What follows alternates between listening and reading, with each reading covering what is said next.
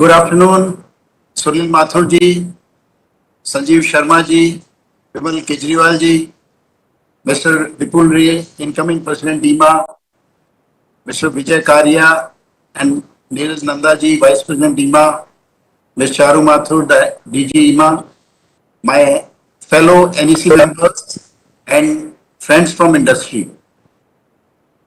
Good afternoon and a very warm welcome to all the participants who have joined this session from across the country.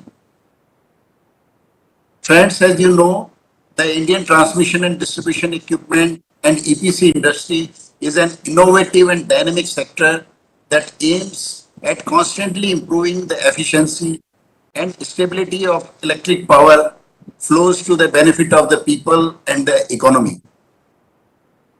As you know, India has an ambitious target of 175 gigawatt of variable renewable energy by 2022, rising to 450 gigawatt by 2030, which requires balancing from peak power supply, electric storage, as well as strong interstate grid connectivity.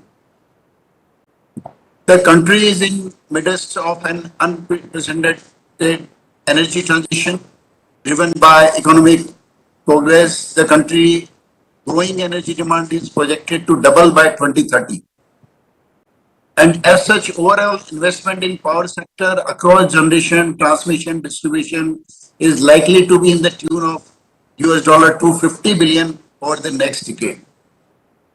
Also, the government expects private sector to own up 100% of electricity distribution in all urban areas in coming years and some 74% in rural urban mixed areas. Going forward, the focus on implementation of smart technologies like an evolved grid system, smart metering, digital asset management will help transform the seemingly traditional manpower heavy sector into a smarter, more efficient power system with each element in the value chain reimagining their processes and streamlining infrastructure. India is one of the few countries where transformation and has garnered significant interest from the private players. The bidding framework is fairly comprehensive with provisions for majority of the situation which may occur during the term. Although a good amount of investment and reforms has already been undertaken in the power sector business in India, is still needed more. The present China power crisis proves how important it is to plan the entire power system for long term.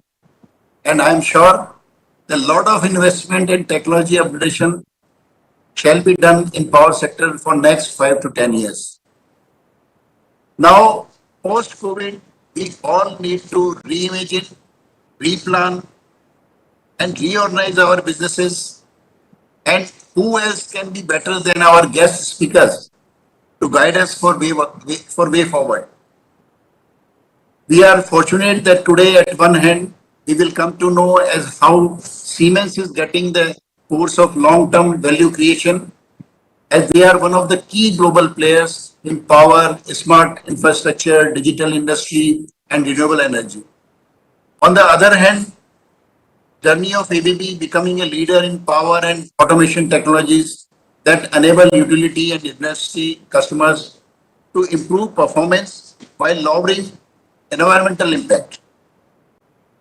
KEC will share the mantras of delivering such huge projects in various sectors, such as power transmission, distribution, railways, smart infrastructure, oil and gas pipelines.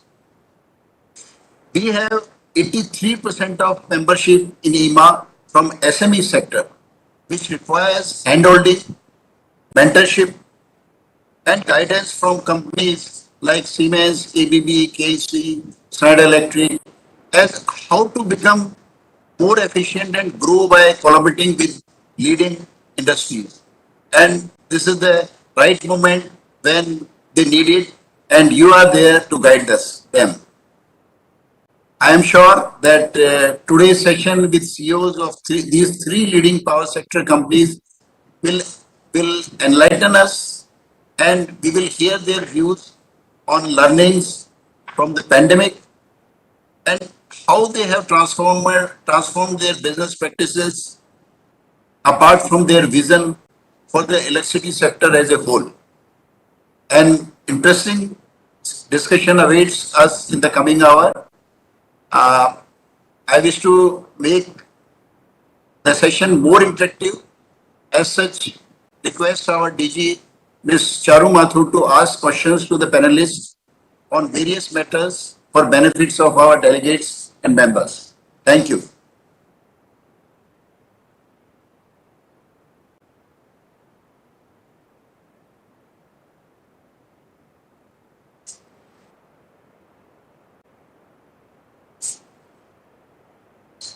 Charuji, you are on silent mode.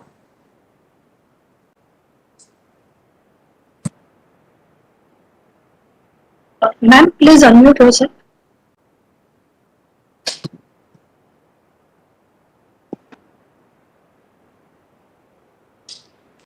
Nice. Okay. Am I now audible?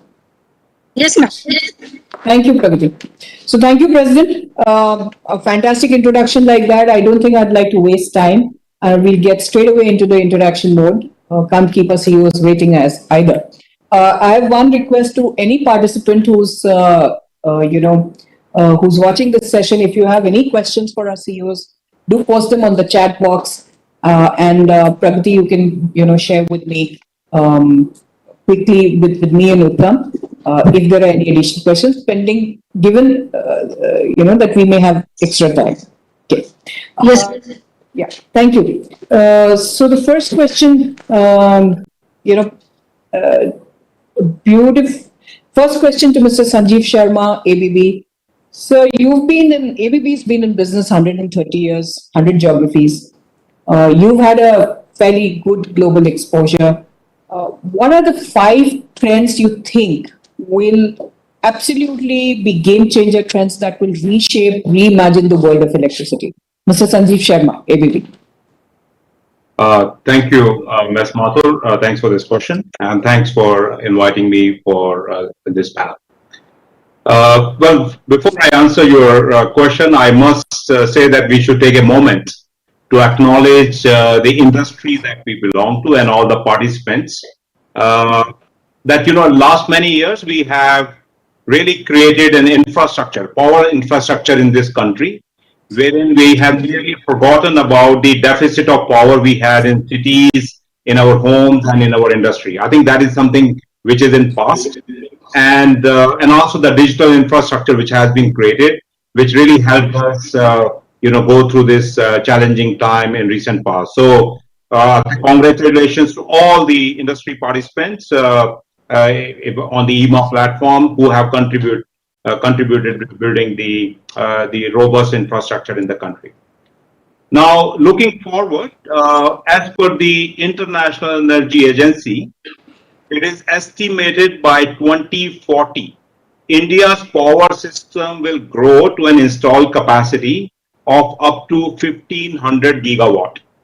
This will push the scale of India's power market beyond the size of European Union. And this is unprecedented, and this is something we need to prepare ourselves for next 19-20 years. And I think there will be enough work for all of us. And also, I think we need to passionately build the infrastructure within this country to meet that upcoming demand. Now, while we expand the power infrastructure, as the scale of deployment increases, automation and digitalization is imperative to keep up the flexibility and operation of power systems. So that means there will be a lot of emphasis on automation and digitalization as we expand further, which could be unlike what we did in past, but that adaptation of automation and digitalization is important. And also, while we expand at such a high scale, it is also important to note that the localization of global technology and also increase in local competence will also accelerate. That means we should prepare ourselves, and also next generation of talent that we are having in the colleges, as well as we are doing the internships, to prepare themselves for for the future growth. And I think it will have a direct impact on MSME sector, which will need to adapt to the absorption of the technology as well as the supply chains built by the large players. And also, all our supply chain partners will have to scale up in sophistication while this localization takes place. So that would be number one. Number two would be building a climate resilient cities and economy in India based on energy efficiency and the focus on environment and also social progress. So that would mean that everything that we do, part of our building the power systems of tomorrow or the subsystems, they will be required to have products which are produced with environmental friendliness. That means the products will have to have higher compliance standards. And plus, also it will require that all these products are digitally enabled so that when they go into systems and subsystems, they are able to be monitored so that there is a high reliability on these products and solution. And the energy efficiency, in my view, would be one of the core points. When we are using a motor, it will be demanded that it should be either IE4 or IE5, and you're always using drives on it so that we extract more juice out of every production system that we have put in place. We should not waste energy, though we are trying to have renewable energy mix. And also on the sustainable building side, 30% of our energy gets consumed in buildings. I foresee that we'll have to train our electricians, architects, engineers, government officials in energy efficiency of buildings, and also the building blocks that go into the building the smart sustainable buildings. I think they need to be redefined. And we should keep in mind 70% of building stock that will be required in 2030 is yet to be built. So that means we have a new standard that we can do by using smart energy footprint of these buildings. And of course, sustainable transportation is another aspect. So I do foresee as another trend wherein in the manufacturing sector, we will see, and we are seeing. So that means even if you're delivering electrical systems and subsystems around them, the demand on the accuracy and the tolerances demanded by the industry will be much higher. So it means whether you are using robotics and automation to scale up your own operations, or customer is using it, or your customer is using it, they will demand the subsystems which match those requirements. The other aspect of other trend, fourth trend, I would say, is the rethinking how we deliver service. Pandemic has shown us, and also it has been proven that it is possible to do the remote condition monitoring, and it is also possible that we can deliver service remotely so that the reliability, availability, maintainability, and serviceability of equipment is kept at a higher level at the client's places, irrespective of the remoteness of the location. So that will be another trend, I believe, that will come, and this will accelerate as we go forward. And we need to train people, and also we need to make sure we are preparing ourselves irrespective of size of industry we operate.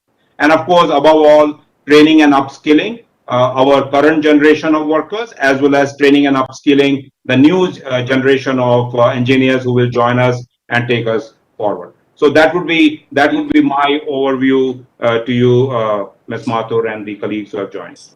Thank you, Mr. Sharma. So basically, you talked about automation, digitalization. You talked about environment consciousness and awareness, upskilling, and robotics and automation in manufacturing. How do we deliver services? Just reimagine the way how we deliver, and then commensurate with that, increased reliability, maintainability, and serviceability of equipment. But thank you for that. I was going to ask you another sub question, but maybe I'll come back. Was on the level of digitalization. Not everybody will have the same level of adaptation on digitalization. So maybe just quick 30 seconds on that before we move on to the next question, to the next panelist. So level of digitalization, like if we have some MSME colleagues here, so if they build some panels which go into buildings, so they have breakers in it, they have contactors in it, they have other electrical devices. I foresee that there will be much more demand in future that all those devices are communicable. So I would say it's not that we need to adapt. It will be a demand of the market. And of course, these technologies will be available from the players in the market and they will be able to adapt quite quickly. Only thing is they will require skills within their teams wherein the integration of these subsystems into the larger system, whether you are doing it in the building management system or electrical management system or process control system, those demands will be made. And I think apart from having a traditional good knowledge about electricals, I think a good knowledge about kind of smart devices as well as ability to integrate them into the other systems would be required. And then, of course, digitalization. I think given the bandwidth of digitalization in the country is quite good. I believe adapting to that and also mixing younger colleagues in your teams, I think that would be one simpler way to deal with it. Very important. Thank you. Thank you, Mr. Sharma. Mr. Mathur, if I could come to you next. Siemens is one of the key players in sectors across the power sectors, smart infrastructure, digital industry, mobility, renewable, automation. What are your 5 trends or emerging demand areas that you see which will be game changers, which will reshape or reimagine the world of electricity? To you. So thank you very much for the question. I'm delighted to be here today at this annual convention. Look, I think maybe we take a slight step back. Reality is that the pandemic has taught us several lessons. And I believe I'm sorry to interrupt you. Could you speak a little louder, Mr. Mathur? Okay, is that better? Let me try and get this thing closer. Is that better? Can you hear me better now? Better, much better. Thank you. Okay. So reality is, I think that the pandemic has taught all of us a whole lot of new lessons. I think we have learned through the pandemic to deal with the unknown. Um, we have learned to deal with flexibility, to be quick in responses. We have learned to be flexible in our responses and not necessarily wait for all the facts. But with this, we have also learned that we need to save on capex, we need to save on cash, and we need to save on cost. So I think this is some of the learnings that have come. When you look at the trends that we are having in the country already, I think it is fair to say that transition will probably be the single largest trend that will be there in the country. We've already started moving towards it. We are moving towards renewables, but we're going beyond renewables also into new areas like hydrogen and so on. So I think this is definitely going to be a space that we are going to have to be watching very carefully, and all of us on this call are going to be very, very closely interlinked into that. The second one is all about transportation and e-mobility. I think this is going to be another huge trend that is coming in. This is not only about e-vehicles and cars and buses, but it goes beyond that completely into connected travel overall and mobility as India gets much more into urban infrastructure and urbanization, which is a global trend and is a trend here in the country as well. Mobility is going to be a critical trend as well.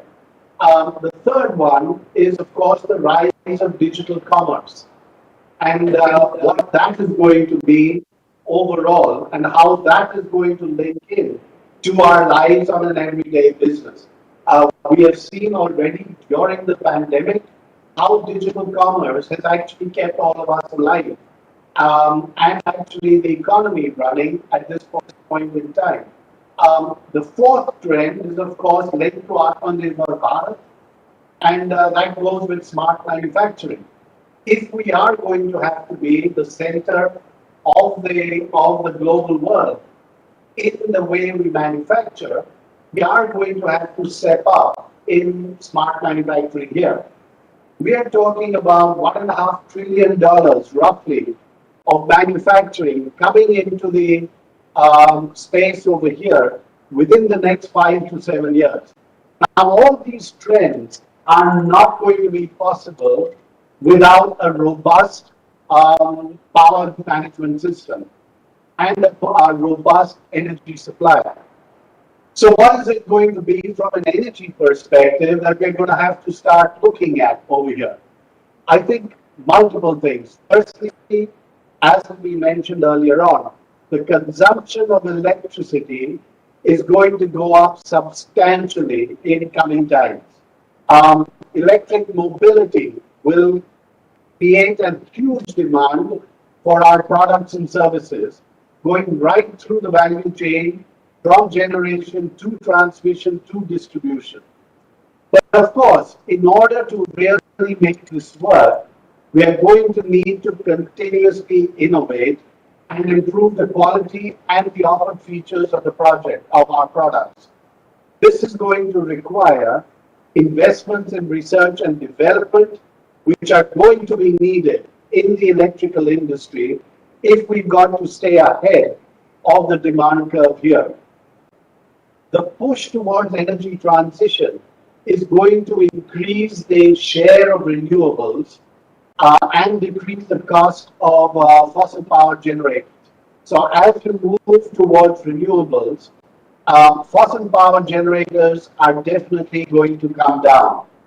But this is also going to mean a complete relooking at the grid system. It will require us to have a stable grid. It is going to require us to re-engineer and reconfigure the grids. As you go into decentralized generation, that is going to create a whole lot of instability in the grids. And therefore, this is going to be the new solutions that are going to be required there as well. Customers are going to be, if they're going to need to get into smart manufacture, if they're going to need to get into digitalization, they are going to need also the reliability of supply and to really ensure that this is something, a core resource that is available at a competitive cost, but more importantly, is 100% reliable. That means distribution networks will need to be robust and modern to meet the expectations of uninterrupted power supply. This will need issues like revamped distribution sector scheme to really be stepped up. Data collection through smart meters and management through the MDMS systems will need to have to be stepped up as well. Consumers will become increasingly discerning in what they are looking for. They are going to insist on green electricity. And this is going to be hugely critical if we are, which will mean we will need to attract new business models for rooftop generation, electric mobility, community storage, demand response. We will need, as manufacturers, together with utilities, together with consumers, to really build an internet of energy. Highly complex, interconnected network of smart energy infrastructure stretching across generation, storage, buildings, vehicles, mobility, automated distribution equipment, where information from individual devices will be collected, organized, and available to all relevant stakeholders. So this transformation, it calls not only for digital tools like smart meters and MDMS systems, but also a real transformational change in the processes and cultures to effectively achieve desired goals. A digital mindset is going to be necessary, and Sanjeev mentioned it, skills and competencies are going to be critical. Collaborating between industry, government, academia to promote and ensure that utilities, consumers, and manufacturers are able to handle this new ecosystem is going to be absolutely critical. Cybersecurity is going to be the foundation of any new innovation that comes in. It is a cause of concern, but cybersecurity will become now a critical ingredient of every product and service that is required to be delivered. This will mean an intersection of the IT and OT systems in critical sectors, particularly in power, and a comprehensive approach for system level strengthening is going to be absolutely critical. So I think I'll pause there for the time being, Ms. Pathur. I've tried to paint a more macro picture of the trends that are going to emerge. And those are going to have to translate if we are going to be relevant and continue to be relevant and continue to be the foundation of India's growth story.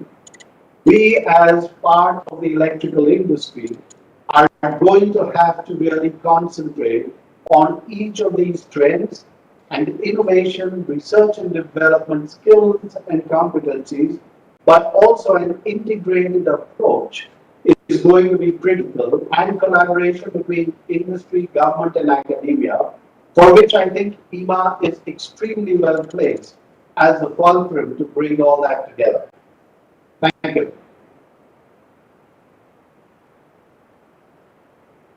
I think you're on mute, Ms. Pathur. Thank you for that encouragement to IEEMA.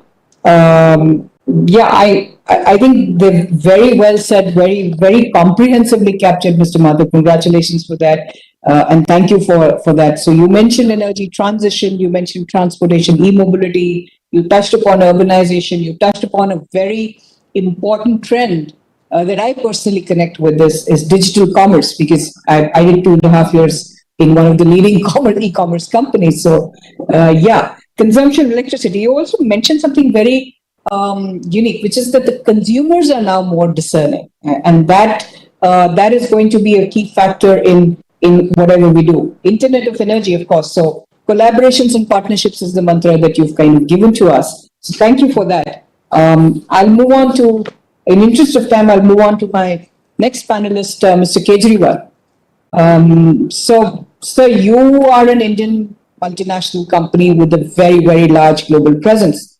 What are the key demand trends that you are, predicting for the Indian industry, and what should the Indian electrical equipment manufacturing industry take from that? Over to you, Mr. Kejriwal. Thank you, Ms. Mathur, and pleasure to be part of IEEMA as usual, and thanks for inviting me.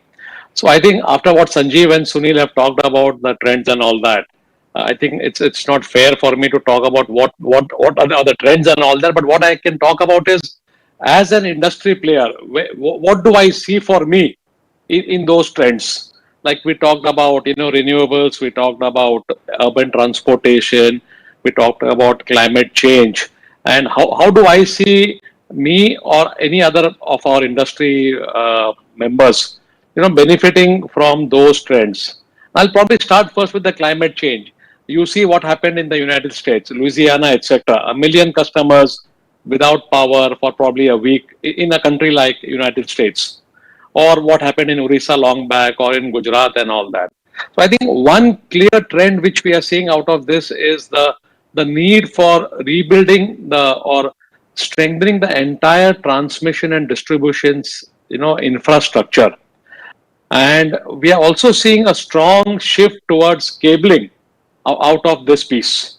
Okay. So I think one of my views is very clear that our members should look at, how can they be ready for these sort of calamities and all that, and also be future ready for cabling, etc. I can clearly see a lot more business coming out of this piece on account of the impact of the climate change happening. Many more storms, many more cyclones, and how do we protect our system? How do we protect our grids and all that? And how do we members be ready for that? I know once we had the storm, and then we had our company in the US and Mexico and all that, and the number of requests we started getting saying, "Ye chahiye, we need this, we need that. Can you do something urgently?" We are now looking at lot more inquiries for EHV cabling, etc., in all the states which are on the bordering the sea, etc. Some of the other countries where. So this is one place where I think the members should be ready and keep on looking, saying based on this, what are the opportunities for them? How can they rebuild lines very fast? What can they do about it? How are they ready for that? I think this is one large opportunity which will keep on coming for all the members. I think second piece we talked about renewables, whether it is setting up the solar plants, windmills, or energy storage now. And clearly, what I see is that there is a clear mismatch in the time which you require to set up a solar plant, and against that to set up the grid, okay, or the transmission line, etc. And many of these solar parks are now very large.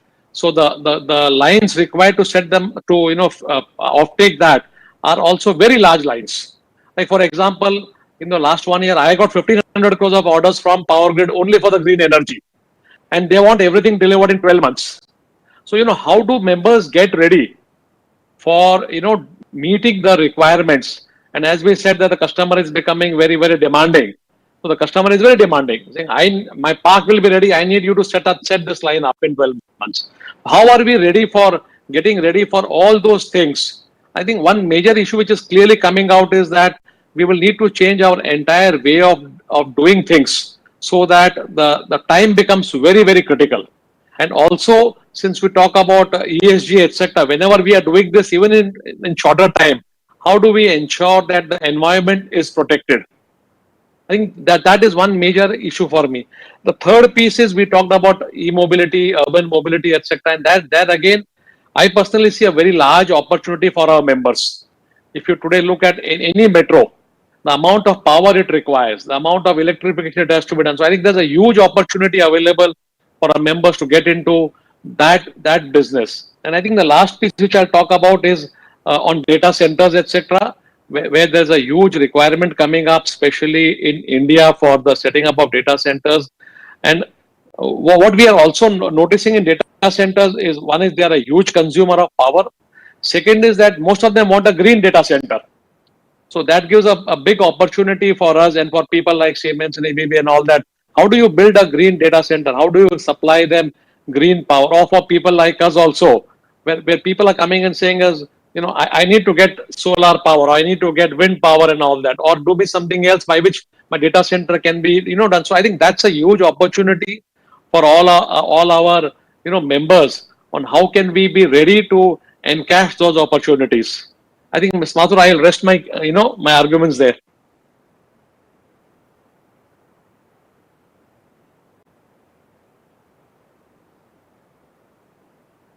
I think you're on mute.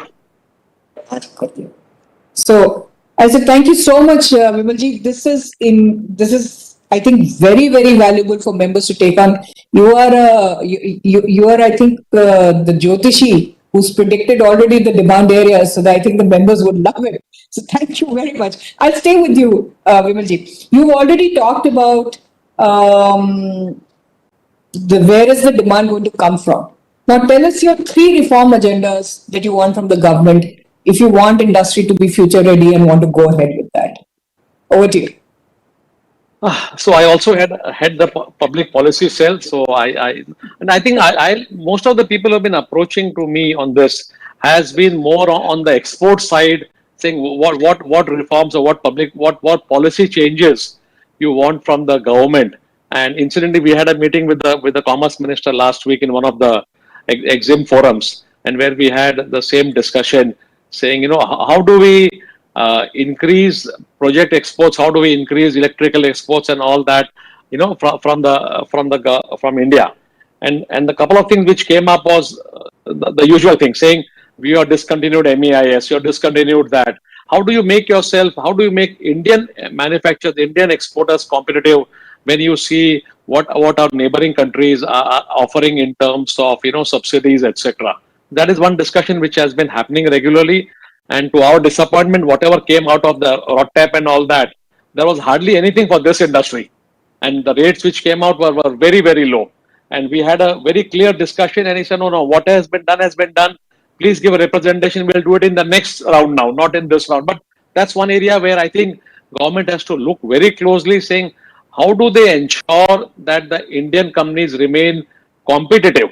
I'm not asking for, for subsidies and all that. How do you remain competitive? How do you ensure that all the taxes which we pay get refunded? I think that's one clear piece. Second piece is in this area or in the scenario of easy money and all that. Okay, although our interest costs have come down from 20% and now to 8%, 7%, or 6%, but globally, if you look at LIBOR, if you look at Euribor, most of them are negative.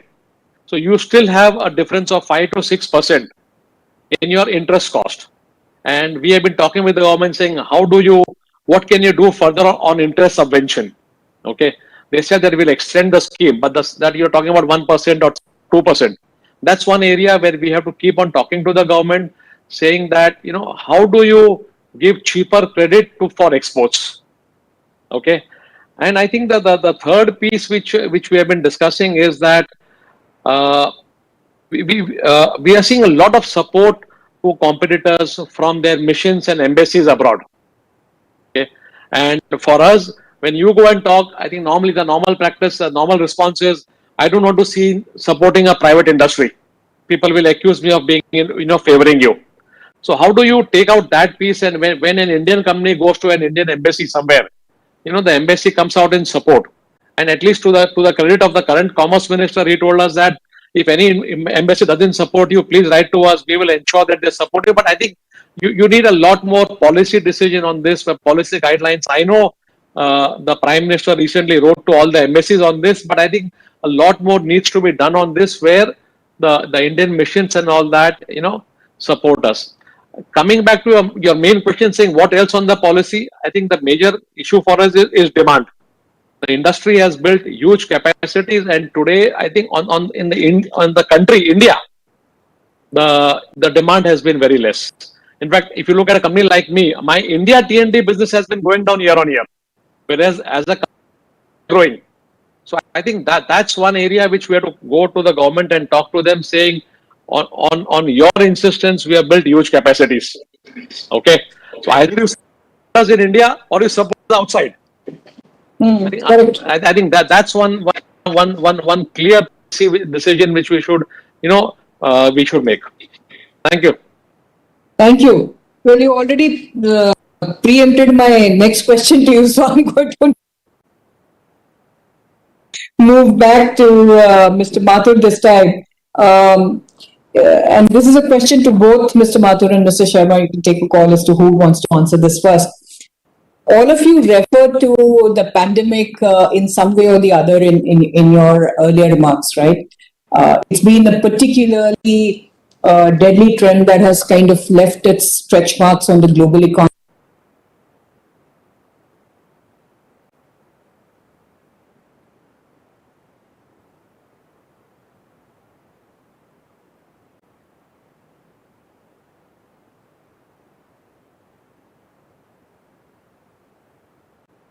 To divert your resources to health management at this point of time, because we will not announce a national lockdown anyway. So going back to the fact that this pandemic has had many learnings for each of our companies and for the industry per se.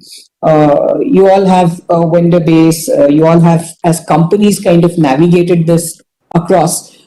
Any learnings that you want to share with us as to how you would have navigated or helped your supplier base to navigate? Who would like to go first? Would Mr. Sharma or Mr. Mathur? Or should I just pick? Please go ahead.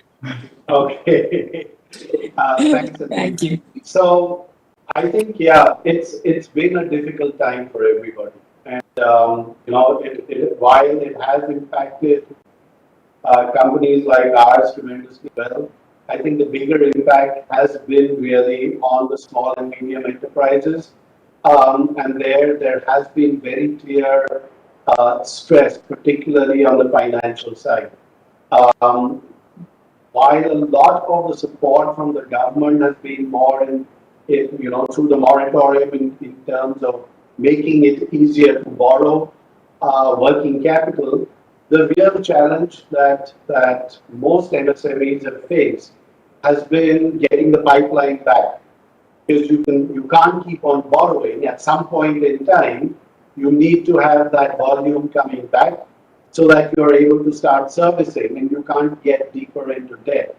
And I think this is somewhere where we have tried, at least from our side, to see how we can keep that pipeline going to as many of our small and medium enterprises as possible. We have around 2,000 to almost 2,500 MSMEs working with us there. And we've tried to keep this pipeline going as much as possible. The other thing that Sanjeev mentioned right in the beginning, of course, is this whole area of digitalization. And you know, the real misnomer is that digitalization is only for the big guys. Reality is, digitalization can actually help the smaller players much more than the big guys. Because it provides greater flexibility, it reduces cash, it increases productivity. And therefore, we've started working with a lot of our supply chain in the area of digitalization.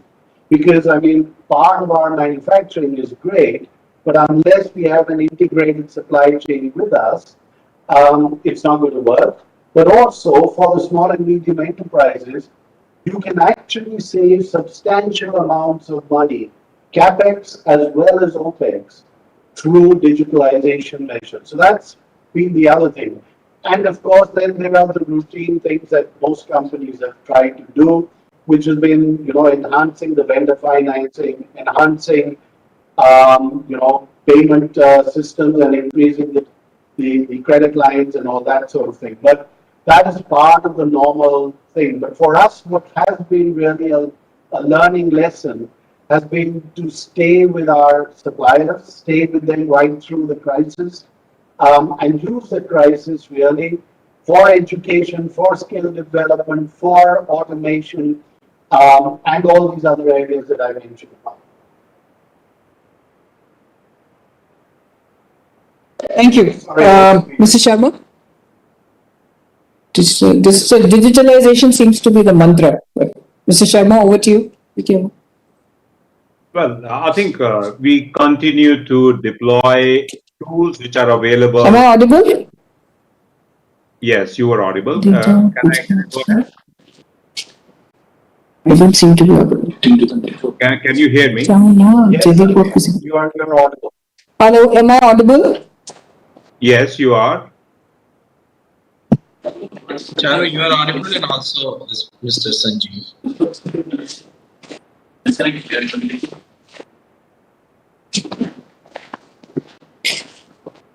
I'll ask talking.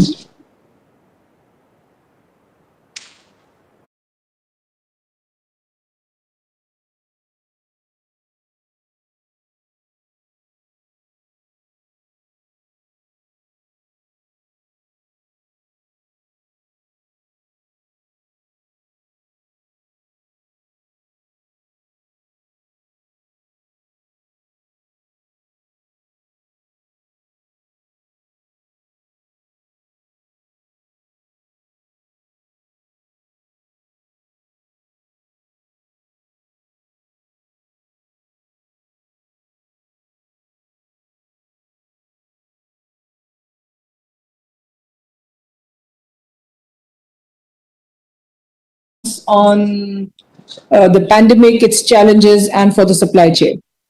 My apologies for the technical glitch. Thank you, Charu. I hope, Mr. Sharma. is resolved.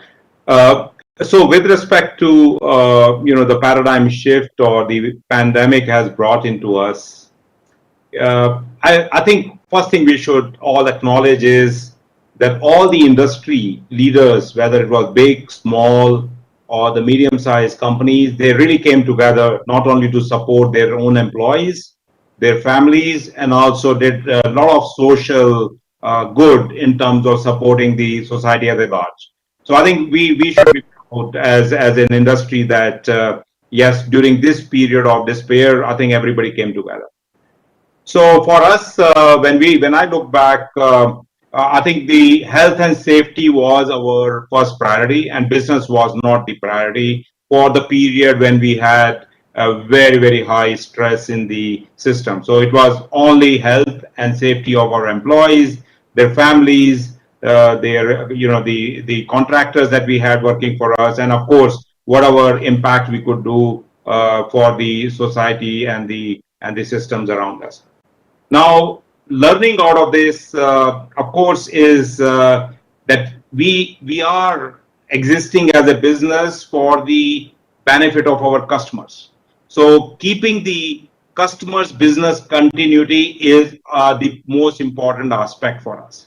Whether it is us or our supply chain and all our partners, whether they are front ending us or suppliers who are supporting us to do that. So that's where, of course, we did everything to ensure that the commitments that we have to the customer and the priorities that are coming from the customers are met. And of course, digital infrastructure that has been laid out to our country in our country really came very handy to deliver those. We always had tools and services which were digitally enabled, but there was always a resistance from the customer side, how much they would like us to read their equipment remotely, how much diagnostics we can get into in our remote centers and advise customers how to reliably operate their equipment. But during pandemic, we felt this really got opened up, and the most of the customers who have digitally enabled products, they allowed us to access to the diagnostics, and whenever certain topics came in, our engineers could help remotely. Also, during the commissioning period, we felt we could do the remote commissioning of the projects as far as in northeast of the country, sitting out of Bangalore or wherever our engineers were based, because our digital tool and capabilities really enabled us. And to Sunil's point, it is not the largeness of the company, it is the ecosystem and how you prepare yourself, whether you are a small player or a middle-sized player or a large player, you should have these capabilities to always be able to serve your customer, because customer is the only source of our income and we need to ensure their business continuity. Now, when it comes to digital capabilities, there is always a tradition for the power equipment or the automation equipment that the factory acceptance tests are carried out on the shop floor. We could bring our workers and engineers on our shop floor in a secured manner, and we kept the social distancing, but customers could not visit us. All the factory acceptance tests on the power equipment, automation equipment, we could again do remotely. And there again, I think customers adapted with us, and that adaptation was a big benefit. And I believe this benefit will continue to go forward. And those suppliers in the market who have not adapted to it, I would say there is a very high productivity in this way of working. And if they adapt to it, customers will be happy and you will have much more productive time in your hand while you carry out and serve your customers. And also during this was the time we also have a lot of digital services.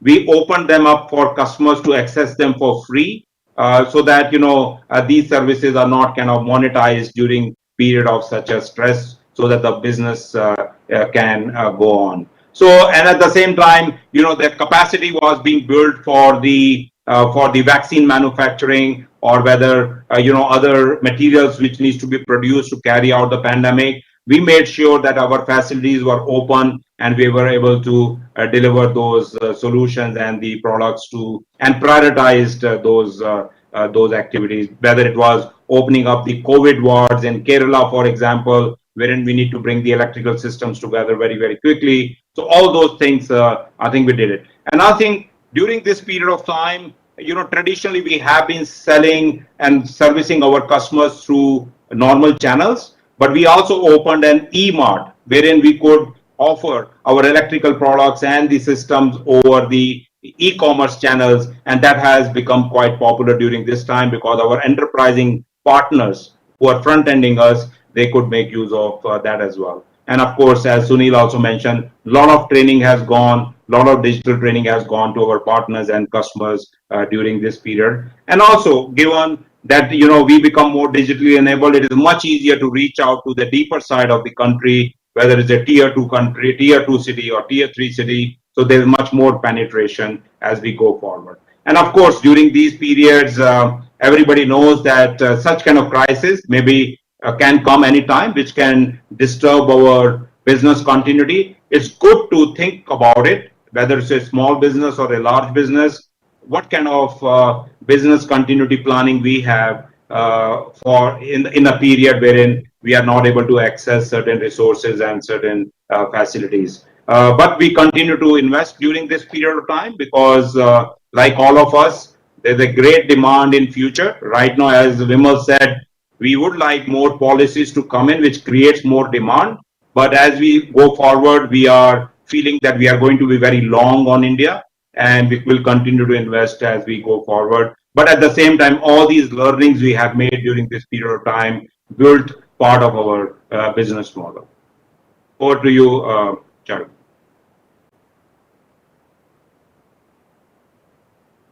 Digitalization and e-commerce is frankly music to my ears, and I think that's the way to go. You've kind of highlighted the advantages that being on e-commerce platforms.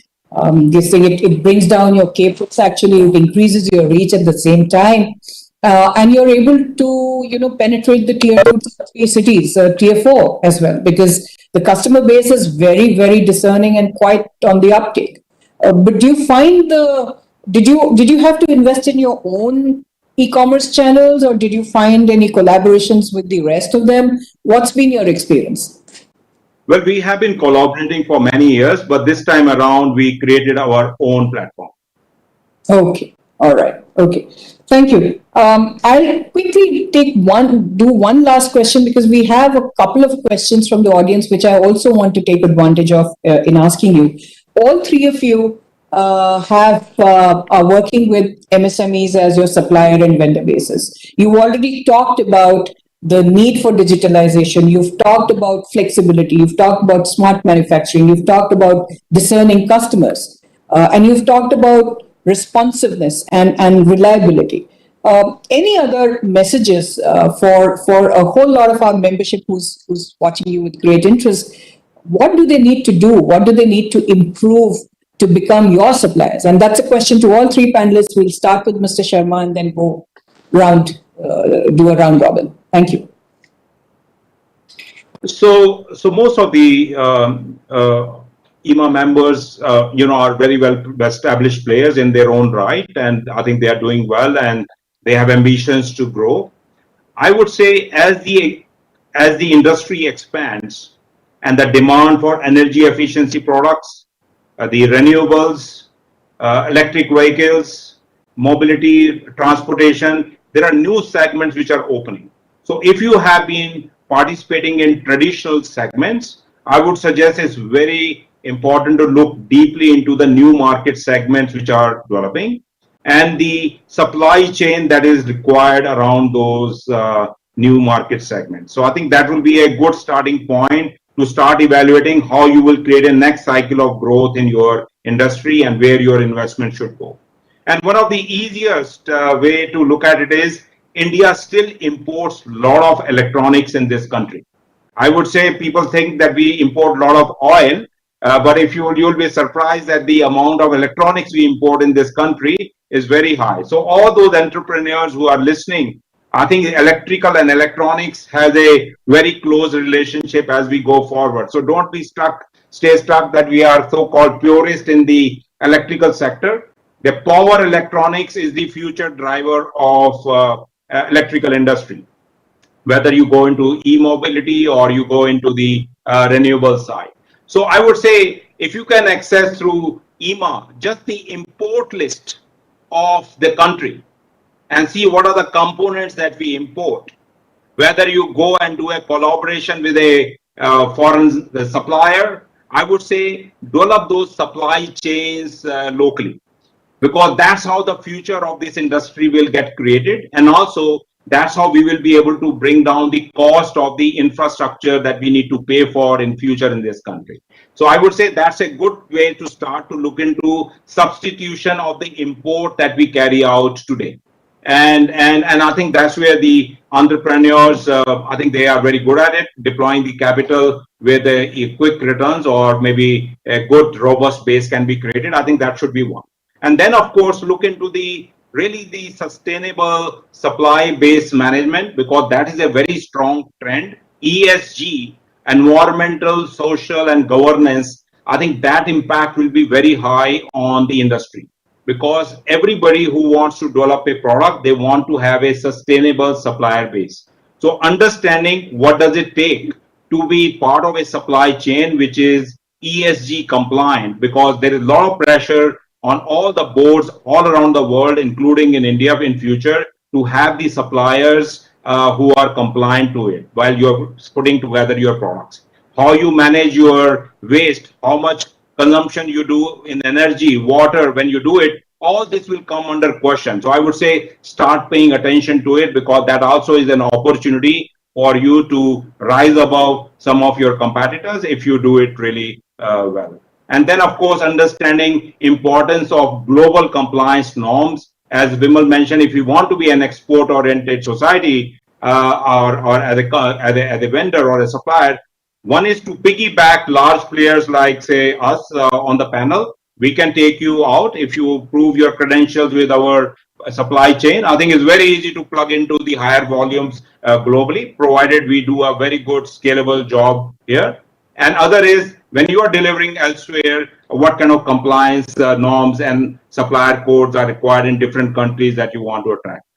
Elements like packaging becomes very important when you want to go into export side, because we may have certain understanding of how packaging is required for moving goods within the country, but the moment you move the goods outside, how we do the packaging, that becomes very important. So I think having that constant learning and also understanding free trade agreements implications, which countries to go, wherein you have the specific geographical benefit because of the FTA, that is also important part. So these are the few things I would like to say, and also the future buyers of the products, they will really evaluate all these suppliers on the workplace safety and sustainability. I think that is something we should really take into and maybe adapt and maybe prepare ahead of time as we go forward.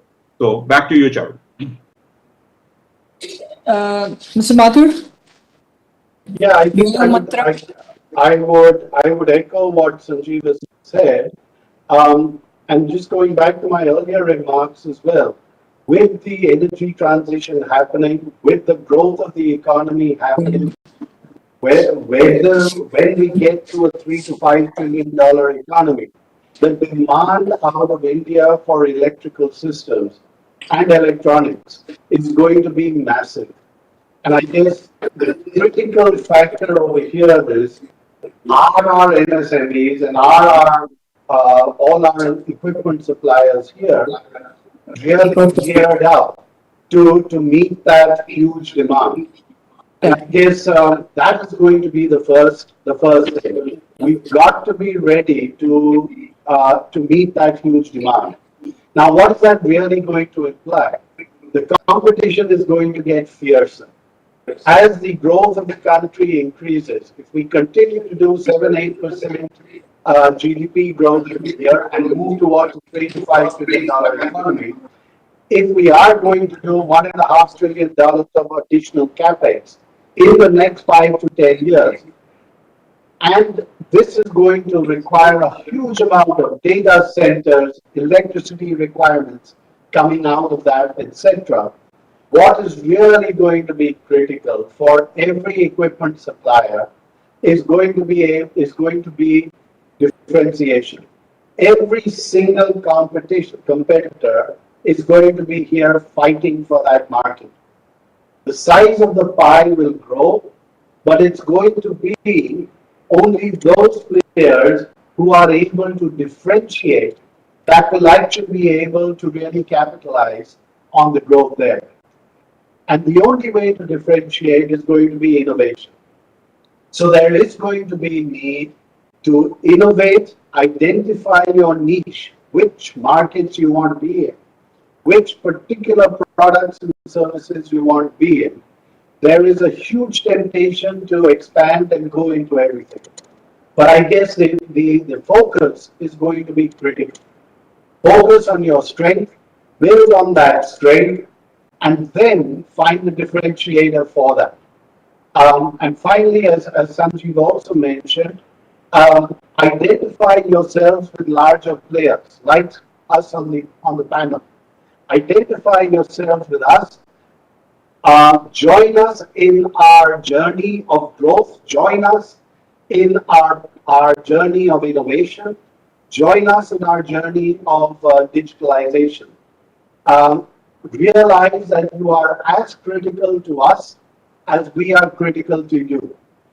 And together, I have no doubt that there is enough in this for everyone, but it will only be those who can innovate and find that niche that will actually be able to ride the wave of the Indian economy with everything that it presents in the next couple of years here in the country.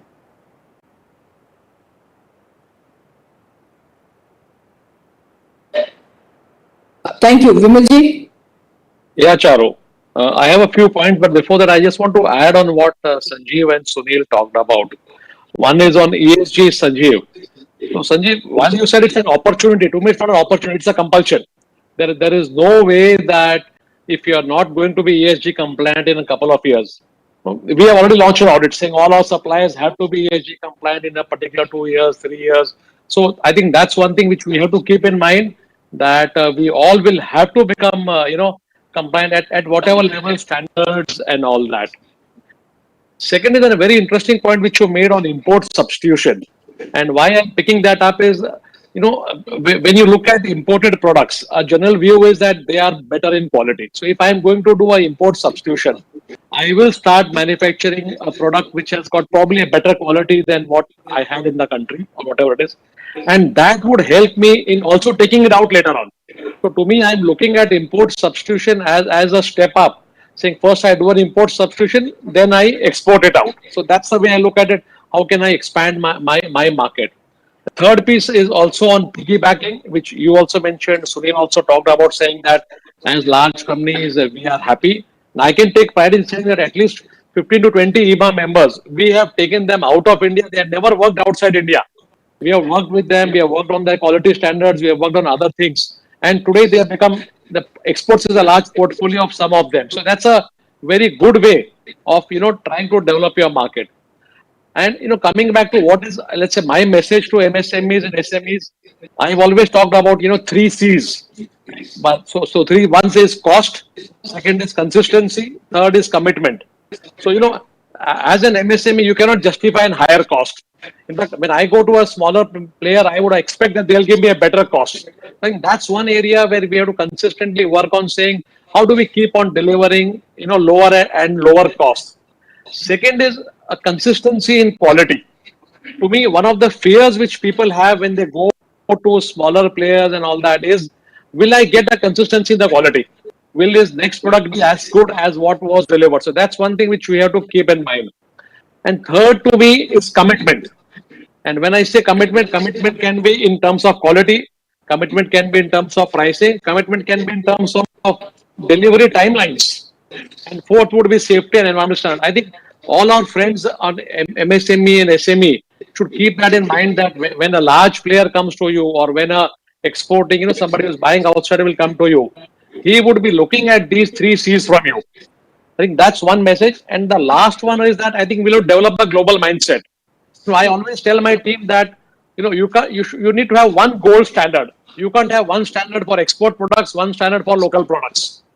I think that's one thing which I think all of us should develop, saying that I need to have one standard across my factory or across my products, whether it is for India, whether it is for export. Unless and until you develop that mindset, I think looking at the export market very successfully may not be very easy. Thank you, Charu. Thank you. Thank you, Vimalji. I couldn't agree with you more actually on all the points that you made. Very, very well made. Thank you. I think we are approaching the end of the, we're a little overstretched for time. I have about 10 questions already from the audience, but maybe what we'll do is we'll kind of send them across to you and share it with our membership. I have only two specific questions which I'll take if you all have time. One is your take on improvement in capacity utilization of electrical manufacturers. There's quite a bit of underutilization. So to you, Mr. Kejriwal, that question. And to Sanjeev and to Sunil, your view on storage systems and opportunities there. So very two questions, and then I'll hand over to Vipul. See, to me, Charu, India market is not looking great on T&D. Let's be very honest. We may talk about whatever we're talking about, but clearly the order book, the tender pipelines are pretty stretched. I think a lot more will have to be done by the incoming office bearers of IEEMA. How do we go and talk to ministry, and how do we talk and say that, how do we get more demand? I think it's a stark reality that India T&D right now is not in the best on the demand side. And I think the other piece of that is that we should be very clear on our exposures. If you're not getting demand, please don't go and work or pick up orders where you'll not get paid later on. That's one message which I would like to talk. And the corollary of that is, please look at the world market. Like for example, as a company KEC today, I have never had it as good as I have it today on the international T&D in many years. Okay, the international market has really opened up, and this is a time where people who want to look at improving capacity utilization, etc., should look at how do they go and capture the export market. I think that's my take, Charu. Very specific to both of you. Sanjeev, go ahead. Thank you, Sunil. Shahrukh, could you repeat your essence of your question again, please? It says, what's your view on role of storage systems that will play? Are there opportunities that you think? Got it. So I think it's a very simple equation that as the renewables increase in the mix of our grid as well as consumption, solar is available only during the day, and you need to find means to store that energy if this generation is good, and that provides the stability to the grid. So I think world over, you can see there's an increasing trend for the storage, wherein whether you do storage in European context, you do more storage with the in the hydro side, wherein you can pump up the renewable energy in the fjords of Norway, and you store water at a higher potential energy, and during the night you drain it and you can generate more electricity. But I think in the countries wherein such possibilities are there, we make use of it. But then the battery storage is another area which I think will find its way, and it will require a significant presence around the grid as well as in different aspects of consumption. And again, goes to storage. When you look into EV vehicle, it's basically a energy storage capacity. And whether so far we are talking only about the vehicle, whether we will drive a vehicle and how we will charge it. But just you can imagine that you're not using that vehicle, then it is connected on the grid. It's a potential source of energy. And you can actually sell that energy which is stored in the car batteries, for example, if it's a electric vehicle. And of course, I think our distribution agencies and the policy will have to frame up that if we have enough cars, electric vehicle in the grid, then if there's a shortage of energy somewhere, we are able to pull the energy and able to pay some tariff back to those people who have that storage of energy. So I think it will evolve and it will become an essential part of the mix as we go forward. That would be my view. Over to you, Thank you. Yeah, I would agree and don't have much more to add to that, except the fact that storage will be a game changer when we are able to get it at the right commercial prices. But it will be a great game changer, and everyone linked into that needs to be ready for the implications of when storage does come in. Okay, thank you. I think we've run out of time, so I'll kind of hand over to Vipul. I wish we had more time with each one of you because there are questions that are pouring in, but Vipul, over to you. Thanks, Charu.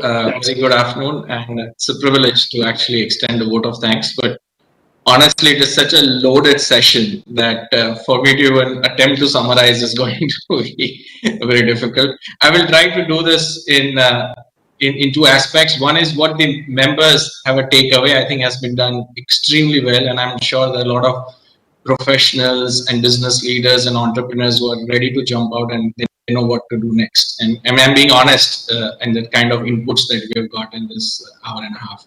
So thank you, Mr. Sanjeev Sharma, Sunil Mathur, and Mr. Vimal Kejriwal for accepting this invitation, and Sabuji for actually inviting and making this session so powerful for all of us.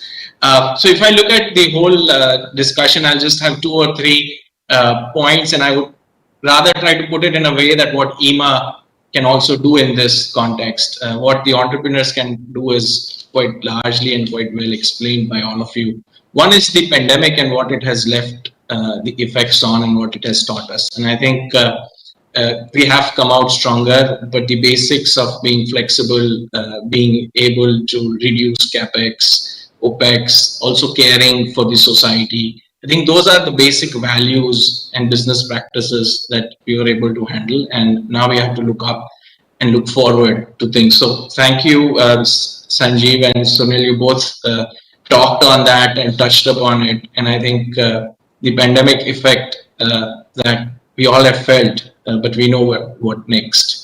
The other thing that we have been talking about largely is digitization. So if we go, like Sanjeev, you said, from 1500 gigawatt, which is almost a EU power load, then, you know, are we really ready to do that? So we need to not only expand in terms of capacities, but also in terms of capabilities. And when we talk about capabilities, then that's the digital side of it, because we can't do this without having enough digital backbone.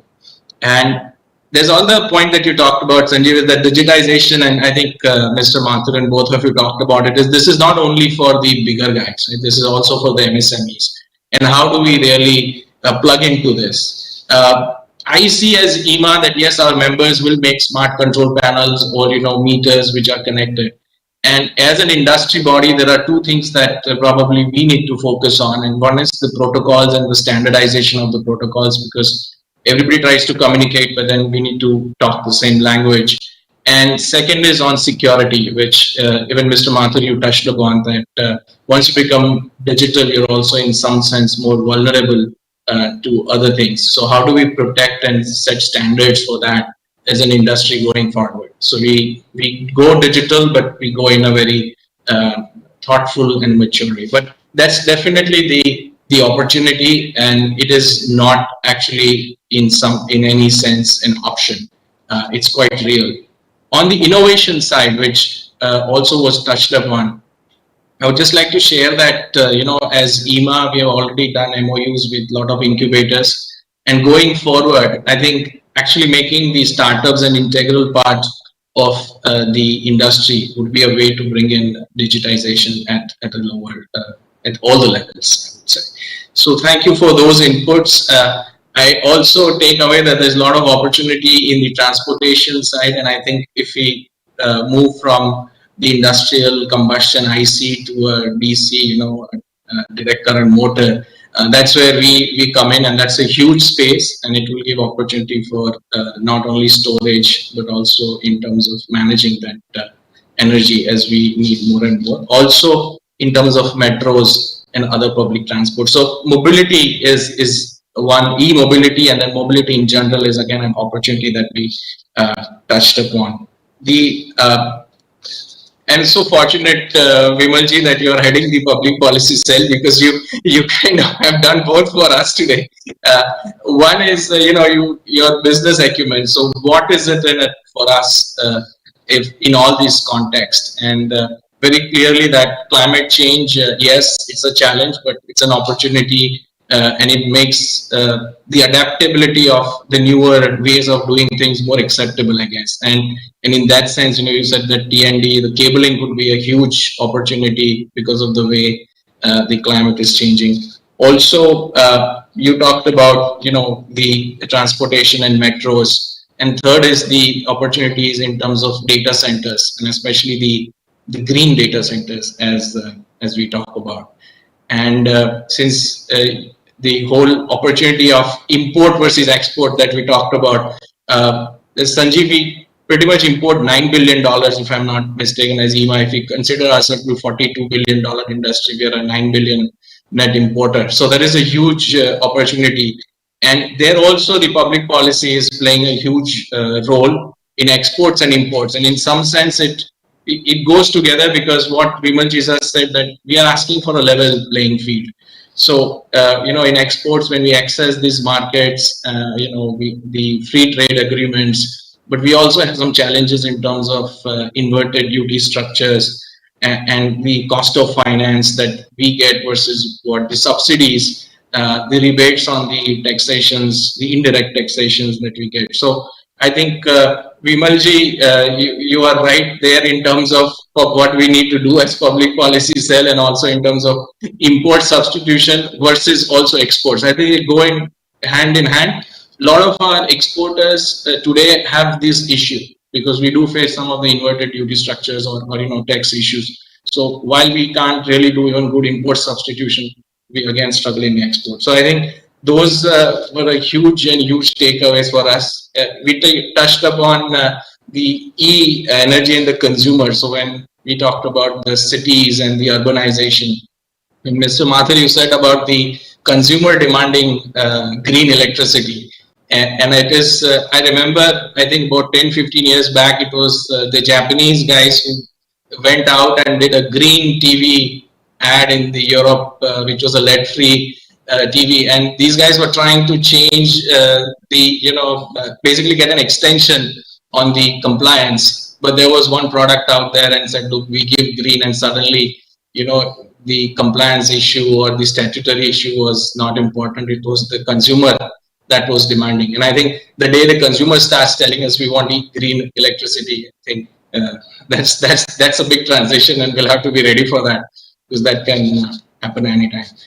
Thank you very much for all of you at the end to summarize and help our MSMEs. You have extended your support, shown your largeness for engaging with us for exports, for development of R&D, technology, and given a lot of inputs. And I'm not going to get into all the, I'm sure the members have largely benefited with each and every point. So like I said, this has been an extremely loaded session, but thank you very much. And we wish that we keep being connected so that in the coming year, we can move towards the Make in India, Atmanirbhar, with all these as our backbones going forward.